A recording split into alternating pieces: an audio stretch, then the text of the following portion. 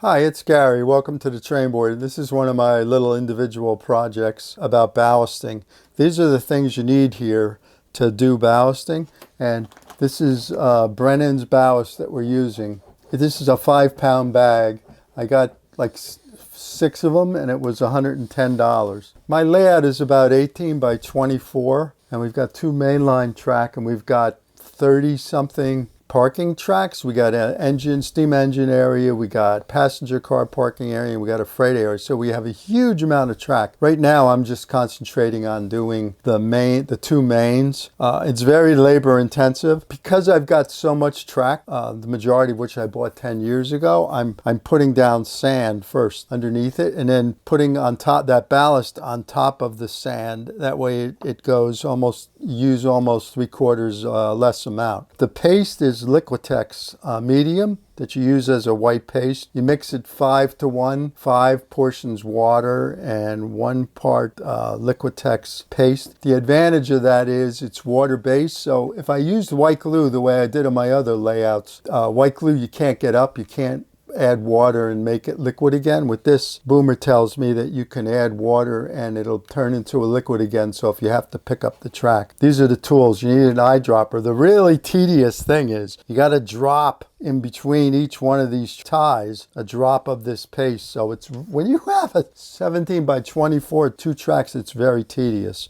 You mix water and alcohol, isopropyl alcohol. I did it 8-to-1, 8 portions water, 1 portion alcohol, and you spray the stone on the track. It makes the paste leach into it much easier. Here's the sand. I push it down with a paintbrush, and I actually apply it with a big spoon. So I put the sand down. This is a container where you add the ballast to it, and then you slide it along the track, and it puts the ballast down. You could see it's got holes. It does the 2 inner parts of the track and then the outer part. I had to put tape on it because it was putting a huge, maybe 1/2 inch wide pile of ballast on the outside. I didn't like that. Plus it's a huge amount. It was about, for those 5 or 6 bags, it was like $120 for that ballast, and I bought that actually 10 years ago, anticipating this board. But so it's probably going to be another $120 or maybe a third $120. Shipping is like $20 out of that, but so it's kind of expensive. So the process that I want to show you now, but those are the tools you need. It's very labor intensive. I do small sections at a time, and it takes, with this Liquitex, it seems like it takes 2 full days before it gets hard, rock hard. Now I'll show you the process. So what I did is I ended up putting sand like this in and pushing it. As Boomer Dioramas is where I got this procedure, although he doesn't use sand himself because he's got a small layout. But I do this with the sand, and it's dry, it's better. And then, like he says, it's better to use your fingers for almost all of this. So that's what I did. I put it under, you could see I'm using a good amount of sand. Then I put it inside, and you don't want to make it too, and then you push it with your finger and it goes inside. I want to leave a space because I don't want the sand to really show, although if it peeks through now and then, it does look pretty cool. You see, it's like, I push it like here, I made it a little bit too much, and then it starts showing through. You just can't rush, and Boomer enjoys this, I sort of don't. It's like, to me, it's a lot of work. Like here. Now what I do is sometimes if I put too much, the sand does pack it down.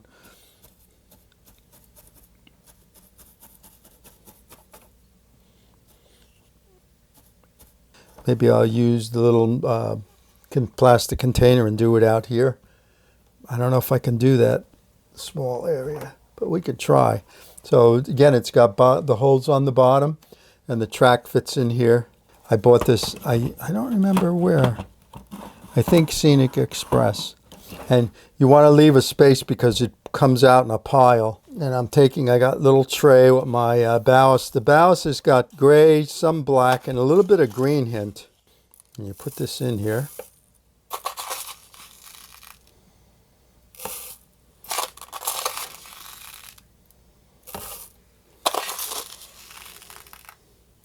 I got to get Ryan to help me because we got a lot of track. And then you got to, I haven't started vacuuming yet. I could see why they made it a big pile on each side of the track. We'll see. I'm still not really sure what I like the best. And then you move it and it comes out. And that's it. I got to get a piece of cardboard to put under there. Otherwise it dumps out.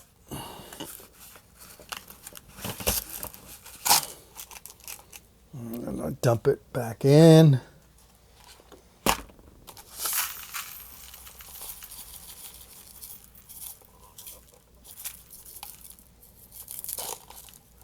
When you have this much track, I'm not crazy about the way it lays it, but you got this much track, it's really hard to do it. And you use your fingers until it shows, like that. Well, you can see it spreads out, so that's why I left a little space.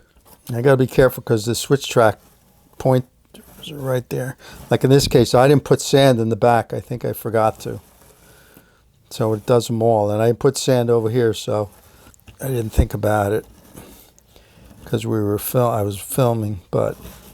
And you just got to go back and forth until you get the ties showing the way you want. And I have two brushes, one for sand and one for ballast. So I push down on it.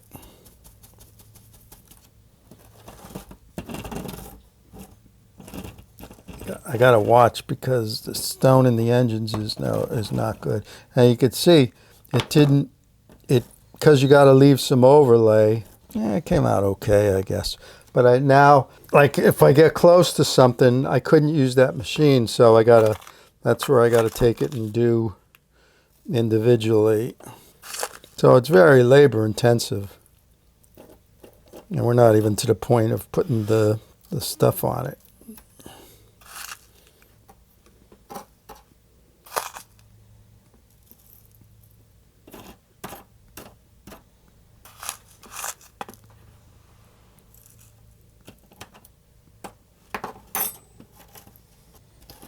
And 18 by 24 feet, it got a hell of a lot of amount to do.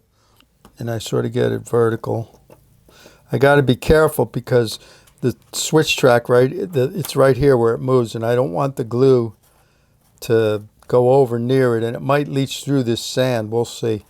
But Boomer was saying that, well, if I move it the next day, it's fine with this Liquitex stuff, but I'm dubious. But we'll see. What I do sometimes is I hold this. If I'm doing a larger section of track, I hold this little spade thing and I take the spoon and I dump the sand in and I just move it along and dump the sand. That's when I'm doing like a long section here. I'll use this. This was a short section, so I just spooned it in and did it with my finger. I don't know. See, like it came out a little sparse here. And I do it on the edge of the spoon, because you gotta essentially make like a straight line in your spoon.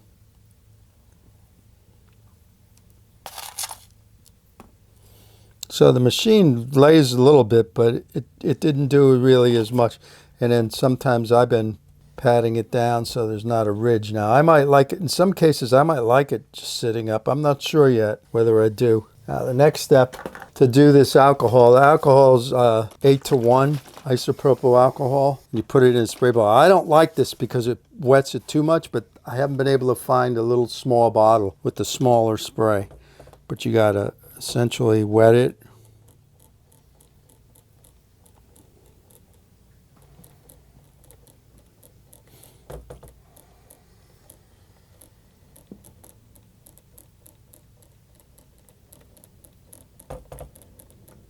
Oh, I got that little section there that needs it. Oh boy, didn't see that.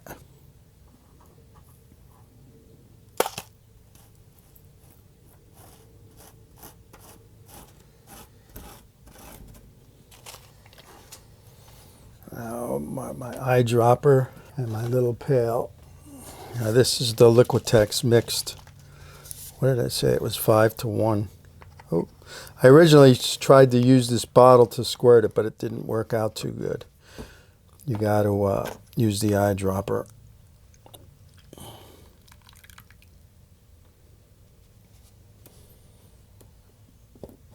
You can see this is very labor intensive. Atlas track does look pretty nice when you do it. Now I do an eyedropper. Now what you got to do is you got to drop it between each tie. Now this one I didn't add water to. You'll see it dropped in, but it didn't go down right away. But you do each tie, and the trick is to remember where you did it. See, and if it's not waterous, it'll soak down. You do each one. Now this one really, there's too much stone, and I usually do a better job, but I don't have patience this morning. So like, where the hell did I stop? Right there. So you got to do each tie, and because you sprayed it, it soaks right down, and it dries clear. So even if it goes on the ties,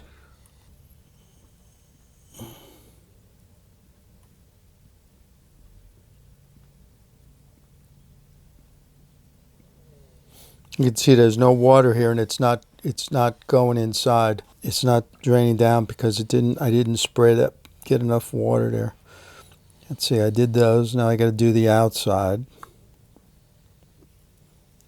And then you also want to do drops on the hill.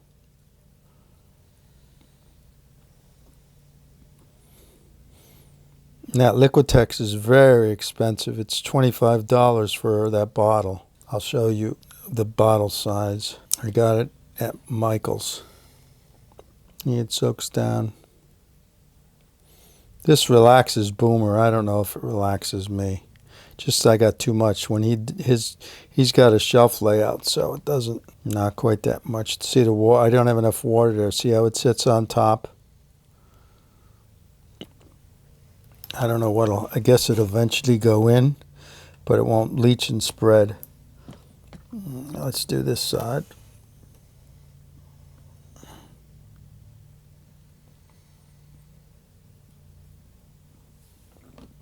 So it takes a while. So I probably could do this every day for 2 hours for the next 2 weeks, and I wouldn't finish even the main lines probably. That's why I want Ryan to help me. And you do the outside.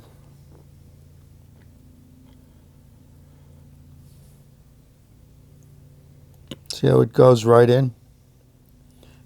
It soaks in because there's a little bit of water that I sprayed.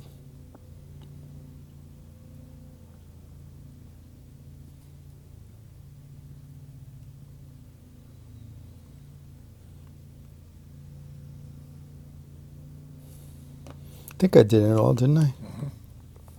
I'll put a little more here.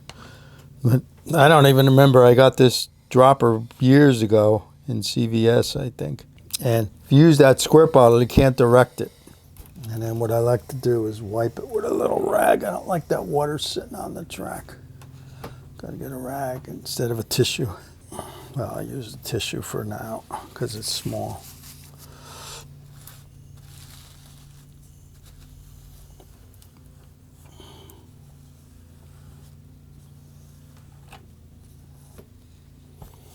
And that's it.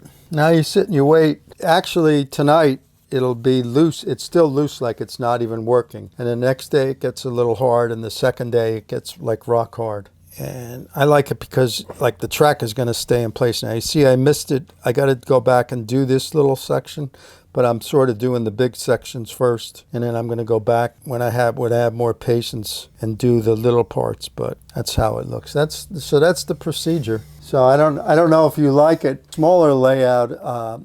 I might just spoon the ballast on with the spoon, but I'm using that plastic container, this container, because there's a huge amount of layout here. I got a little anxious. I decided to put the ballast down now because the track is, in most sections, we know where the track can be permanent, and there's other sections where we know we got problems that I'm not going to do it, but I'm trying. I got tired of looking at bare board. The next step would be to put grass, in between the ballast here, and I'm going to ballast this outside. So that would be the next step, to add some grass with the static applicator. So that's my process. I hope it helps you if you have the patience to do this. It's really, I could do it for about an hour and a half, and then because I'm standing on the cement floor, and then I stop. So, but you could see, you just follow the steps. I don't know if, like here, Ryan would say, oh, the timbers are not all, they're not showing enough or whatever, but I think it looks pretty good. Oh, that's it. Take care.